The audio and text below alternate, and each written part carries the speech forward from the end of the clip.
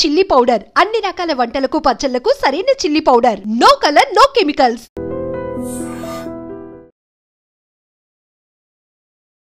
నమస్కారం, welcome to iDream. ధర్మ మార్గం విత్ విజిత కార్యక్రమానికి స్వాగతం.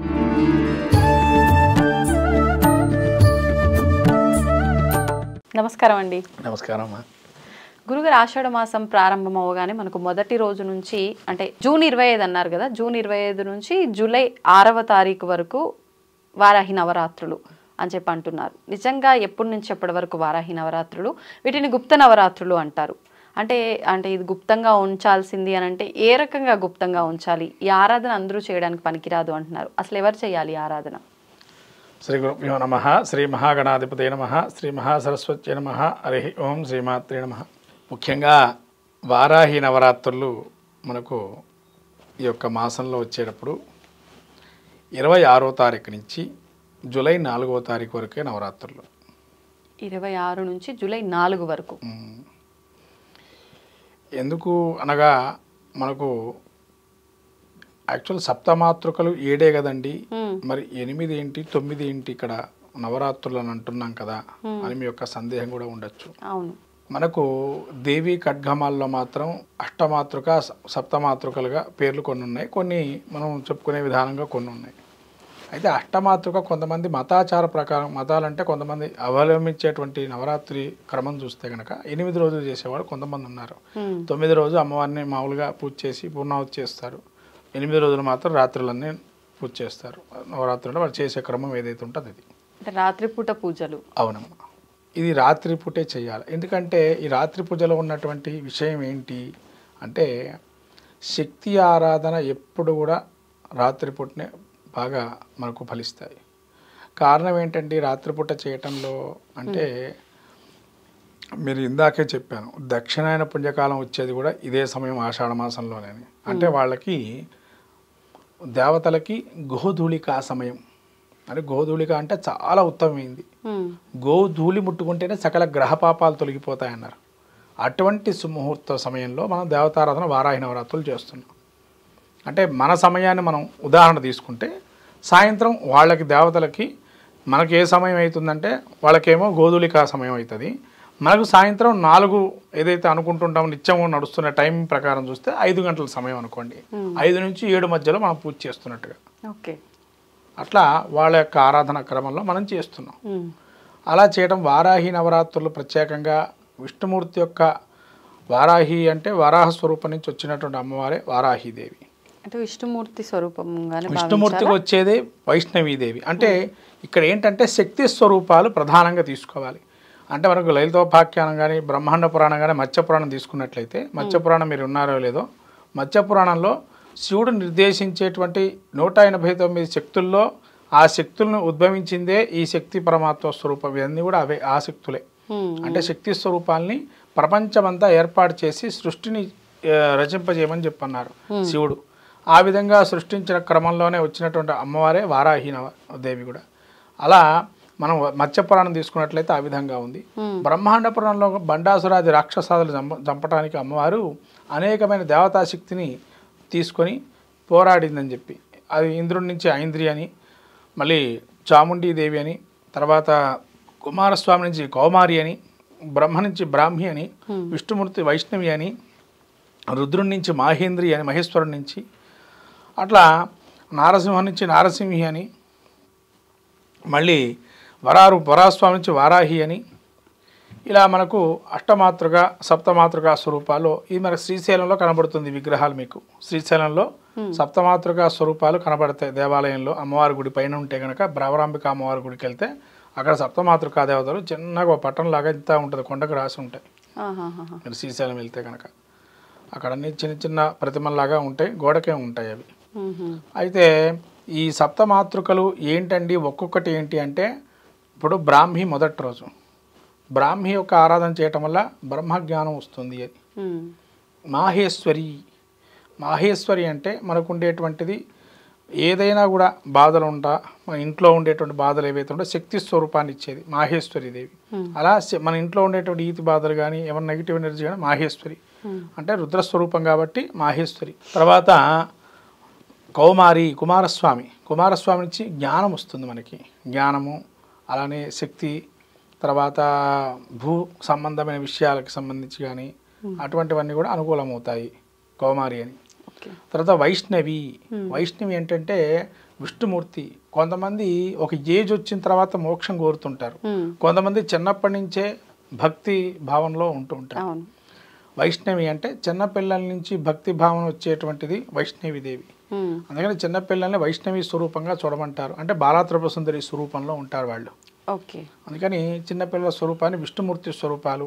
స్థితికారకుడు, మన స్థితి అంతా బాగుండాలని, అట్లానే మనకు డబ్బు సంపాదనతో పాటు అష్టైశ్వర్యాలు ఉన్నాయి కదా, అందులో కూడా సమయానికి భోజనం చేయాలి, సమయానికి మంచిగా ఉండాలి అనేది ఈ విష్ణుమూర్తి యొక్క స్వరూపం. తర్వాత మాహేంద్రి అంటే ఇంద్రుడు. ఇంద్రుడి దగ్గర ఏముంటాయమ్మా? సంపదలు ఉంటాయి. ఏమేమి సంపదలు ఉంటాయి ఇంద్రుడి దగ్గర? కల్పవృక్షు, కామధేనువు, తర్వాత గజము, తర్వాత అమృత భాండము, ఇవన్నీ కూడా ఇంద్రుడి దగ్గర ఉంటాయి. దేవతల ప్రధాన దేవతల్లో ఇంద్రుడు కాబట్టి ఇంద్రుడి దగ్గర ఇవన్నీ ఉంటాయి. అంటే ఇంద్రత్వం అంటే రాజ్యాధికారము, అంటే రాజ సమానంగా ఉండే పదవులు మనం అధిరోహించాలి అంటే మాహేంద్రి స్వరూపం, అదే ఇంద్ర స్వరూపం. తర్వాత చాముండి, మనకు శత్రువుల్ని సంహారం చేసేటువంటి అనేక రకాల శత్రువులు ఉంటాయి, అంతఃశత్రువుల్ని చంపేటువంటిది చాముండీదేవి. బహిశత్రువులు కదా, అంతఃశత్రువులు అంటే మనకు ఉండేటువంటి అహంకారము, దర్పము, మదము, మాత్సర్యము, పార్షాలిటీ, ఒకటి మీద ద్వేషభావము, రాగద్వేషాలు ఇవన్నీ నశింపజేసేది ఈ యొక్క అమ్మవారు చాముండీదేవి. అలా ఆ విధంగా. తర్వాత నారసింహి, తెలిసి తెలియక శత్రువులు అనేక మంది ఉంటారు. అలా శత్రు సంహారం కానీ, గ్రహపీడలు కానీ, కాలాన్ని మనము శాసించలేము, కాలాన్ని మనం అనుకూలంగా రావాలన్నా కూడా నారసింహార్చన చాలా విశేషంగా చెప్పబడింది. అంటే కాలాధీనము కొద్దిగా నారసింహ స్వరూపంలో ఉంటుందని. ఇంకా మనం చివర చెప్పుకునేటువంటిది వారాహి. ఈ వారాహీదేవి యొక్క స్వరూపం ఏంటంటే ముఖ్యంగా భూ సమస్యలకి పరిష్కారం. అందుకని చేతిలోనే, అమ్మవారి చేతిలోనే ఉంటుంది హాలం, అంటే దున్నేటువంటి స్వరూపం. అంటే దున్నితే పంట మంచిగా సస్యశ్యామలంగా సుభిక్షంగా ఉండాలి అని చెప్పి. తర్వాత శంఖచక్రాదులతో అమ్మవారు ఉంటుంది, హాలంతో ఉంటుంది. ఇంకో చేతిలో దున్నపోత మీద అమ్మవారు ఉంటుంది. దున్నపోత ఏంటండి ఇక్కడ అమ్మవారి యొక్క ఆరోహణ దాని మీద ఉంది అని అంటే కొన్ని స్వరూపాలు ఉన్నాయి. అమ్మవారిలో కూడా 5 స్వరూపాలు ఉంటాయి వారాహి స్వరూపాల్లో కూడా. లఘు వారాహి, ధూమ్ర వారాహి, కిరాత వారాహి, స్వప్న వారాహి, మహావారాహి. ఈ యొక్క స్వరూపాల్లో అమ్మవారు ఉంటుంది. ఒక్కొక్క దానికి ఒక్కొక్క మళ్ళీ మనకు విద్యలు ఉంటాయి. విద్య పరంగా అదేదో మంత్రశక్తి ఎవరైతే మంత్రోపదేశాలు ఉంటాయో వాళ్ళు ఒక్కొక్క దానికి ఒకటి ఉపయోగిస్తారు. మరి ప్రత్యేకించి వారాహి నవరాత్రుల్లో ఏ రూపాన్ని ఆరాధించాలి? వారాహిలోనే 5 రూపాలు అన్నారు కదా, ఏ రూపాన్ని ఆరాధించాలి అంటే ఇక్కడ ఏంటంటే మన యొక్క ఆరాధనా క్రమం అంటే వారాహి అనే ఒక స్వరూపాన్ని తీసుకోవాలి. ఎందుకో చెప్తున్నా అంటే ఎవరైనా శక్తితోని తొందరగా ఆటలాడద్దు, అది డేంజరస్. అంటే పవర్ ఎట్లయితే ఎక్కువగా తీసుకుంటే ఏమవుతుంది, వినాశనానికి దారితీసే అవకాశం ఉంటుంది. ఎంతవరకు కావాలో అంత మోతాదే తీసుకోవాలి. ఇప్పుడు మన రోగం వచ్చింది, డాక్టర్ ప్రిస్క్రిప్షన్ ప్రకారం ఎంత తీసుకుంటాం అంతే తగ్గిపోతుంది కదా. తర్వాత ఇక్కడ కూడా ఏంటంటే శక్తి ఆరాధనకు వచ్చేటప్పటికి కొంత నియమనిష్టలతో ఉండాలి. నియమనిష్టలు ఎప్పుడైతే పాటిస్తామో అవి మనకి అలంకృతం అవుతాయి. ఎప్పుడైతే నియమనిష్టలు, ఇప్పుడు కొంతమంది మొహం చూడంగానే ఏమండి మీరు ఇంత కళగా ఉంది మొహం అని అంటుంటాం, లేదా కళ్ళు కూడా కాస్త తీర్చిదిద్దినట్టుగా, కాటుక పెట్టుకోకపోయినా కాటుక పెట్టుకున్నట్టుగా, అంటే రకరకాల స్వరూపాలు ఒక్కొక్క బొమ్మను మనకు ఒక చూడంగానే ముఖం చూడంగానే చెప్పేస్తాం. అంటే అది అమ్మవారి యొక్క శక్తి. ఆ శక్తి మనకు ఎలా వస్తుంది అని అంటే మనం ఏది కూడా మనస్సులో చింతనాభావంతో చేయకూడదు, అది కావాలా ఇది కావాలని. భక్తిగా చేయండి, అమ్మవారి చూసుకుంటుంది. నువ్వు ఎప్పుడైతే ఆపేక్షతో చేస్తావో అది ఆపేక్ష పక్కన పెడితే అక్కడ కూడా మళ్ళీ భక్తి ఉండాలి. భక్తి లేని ఏ పూజ చేసినా జపం చేసినా ఫలితం ఉండదు. ఇక్కడ మీరు అన్నట్టుగా మరి ఏ దేవతను ఆరాధన చేయాలండి వారాహి అంటే అంతా స్వరూపం అదే, కానీ ఒక్కొక్క కోరిక ఒకటి ఉండొచ్చు, కానీ కోరికతో పూజ చేయమని చెప్పటం లేదు.